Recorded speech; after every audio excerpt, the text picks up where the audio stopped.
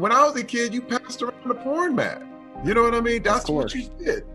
Now you have a computer and the stuff that you have access to, man, it's like, man, it's not any, you are seeing the most violent, most degrading, most heinous crimes against women.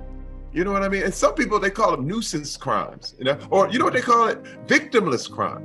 But I've never seen a crime that was victimless. Think about it. The term itself doesn't work. Listen, it's not easy at first because you just go, what else am I gonna do? But I had to literally write down things that I was going to do instead of watch pornography. It was that simple. It was like, okay, I am going to read a book right now. And I'll be on the first paragraph like, ah. But it takes, one thing that I've found, Terry, and give me your opinion, is once you say no one time, it's powerful, right? Yeah. It allows you realize you can say no, yes. Right? Because for so long you're just, I can't say no. And then once you say no, it's empowering. But see, like I said, but remember what I just said? I said, I'm reading that first paragraph. Second paragraph is interesting. There we go. Third one, I'm like, wow. Yeah. By the 10th page, I forgot all about what I would normally do. So, this thing is a major, major problem. I literally had to go to rehab for it. And the thing what I found is that by not telling people, it becomes more powerful. But when you tell, and when you put it out there in the open, just like I'm doing right now, to the whole world, it loses its power. And everybody wants you to keep this little secret. Don't tell anybody. Don't whisper in this and this. I'm telling. And I'm putting it out there. Let me tell you something. You know, I've been free of this thing probably going on 6-7 years now. Thank goodness.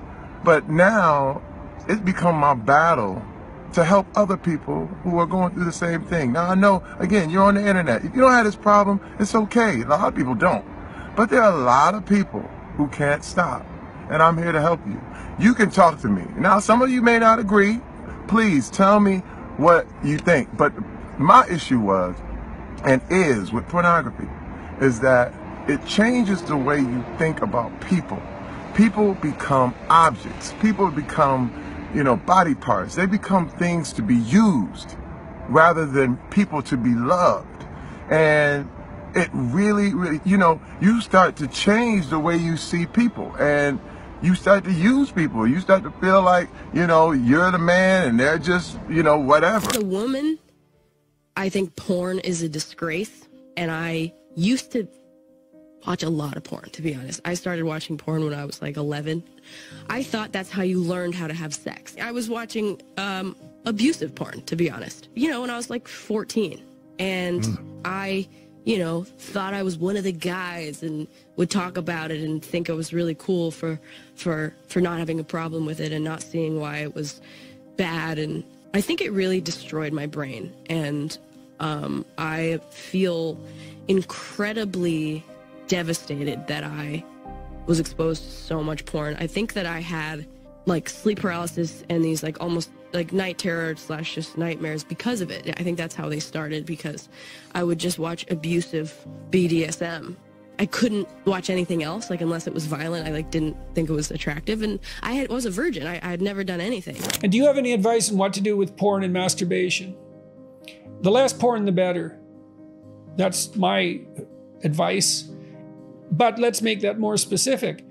To the degree that use of porn and masturbation is undermining your sense of yourself and providing you with a dearth of motivational reasons to get out there and engage with a real partner, then it's definitely not in your best interest, and that's what your conscience is telling you.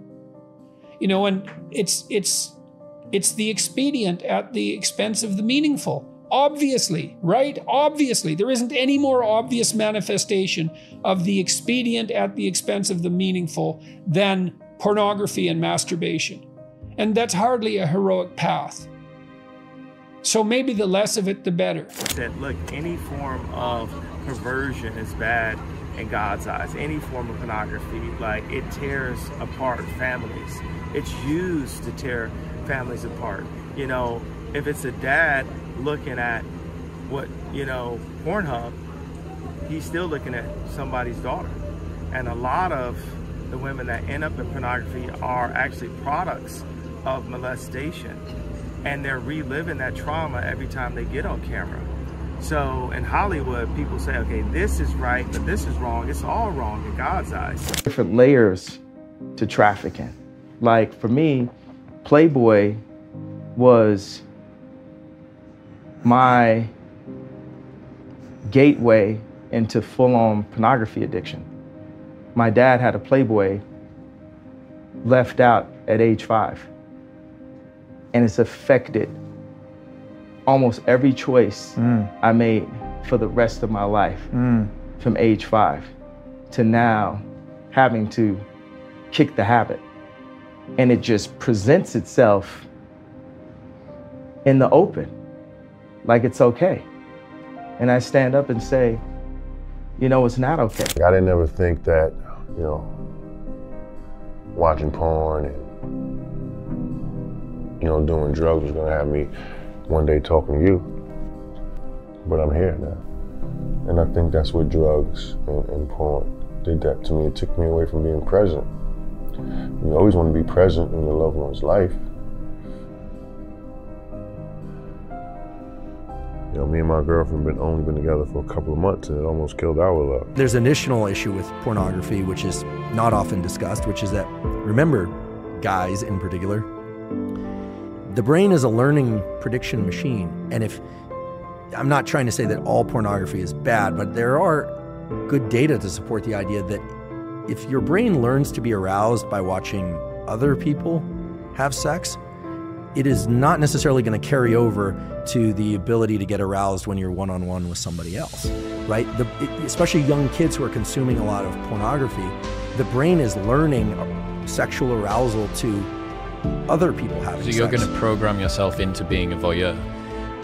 Or just create challenges in sexual interactions with, you know, with peers, with a real partner. Right? Mary Harrington has the 3 laws of pornodynamics, and the second law of pornodynamics is the law of FAP entropy. And it says that whatever you start out wanking to will get progressively more intense over time.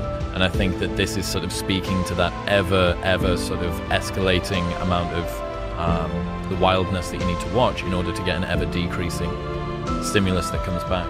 Yeah, and you know, here I'm approaching this only through the lens of biology, right? I'm not a psychologist, and I'm certainly not political in any way. At least I have ideas about politics, but I just don't discuss them publicly. But the idea here is that, you know, I'm not saying pornography as a stimulus is bad or good. What I'm saying is it, in its availability and its extreme forms, it's a very potent stimulus, and very potent stimuli of any kind, extremely palatable food, extreme pornography, extreme experiences like bungee cord jumping, those set a threshold for dopamine release. And Anna will tell you that, and I'm sure she did, that the higher the dopamine peak, the bigger the drop afterwards. And it's not that you drop to baseline, you drop below baseline. So again, it's not, these things aren't good or bad, they just have to be controlled in a way, because when people are pursuing dopamine peaks over and over and over, and they aren't getting them, typically it's because they've been pursuing that activity far too often.